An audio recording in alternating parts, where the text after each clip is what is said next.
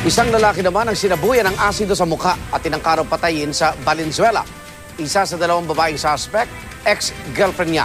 Saksi si Cesar Apolinario. Tuklap ang balat sa mukha, braso at mga binti at may pumutok pang bahagi ng ulo. Kaya di na halos makilala si Raymond Rodriguez na itinakbo sa isang ospital sa Maynila noong Marso 10. Ayon sa salaysay ng biktima, sinabuyan daw siya ng asido sa mukha at pinagpapalo ng bakal na tubo ng ex-girlfriend na si BJ Martinez, 31 taong gulang, at best friend na si Irene Maham. Niyaya niya na doon muna mag-stay sa loob ng comfort room o toilet si Raymond. And then nung nasa loob na ng toilet, bigla na lang binuhusan ng muriatic acid si Raymond, at nung maramdaman niyang nahihilo na siya, pinagpapalo siya ng isang bagay na parang tubo.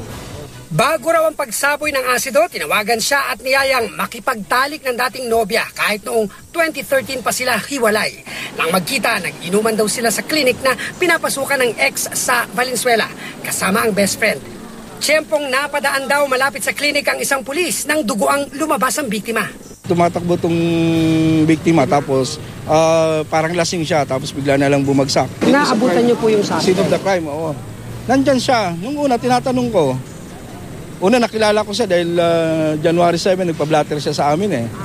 Sa klinik naman, dinatnan ang ex na si Martinez na duguan ng suot. Tinignan namin yung sequence of events.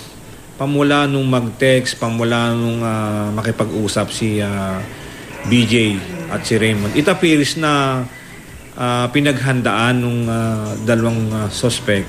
Pamula doon sa pagdating nung biktima doon sa loob ng clinic, and apparently nakahanda na yung mga gagamitin nilang para makapanakit no, sa biktima natin. Nadakip naman kahapon si Maham. Kapwa nakakulong ang magkaibigan sa Valenzuela Police at nahaharap sa kasong frustrated murder. Sinubukan namin silang kunan ng pahayag pero tumanggi sila. Cesar Apolinario ang inyong saksi.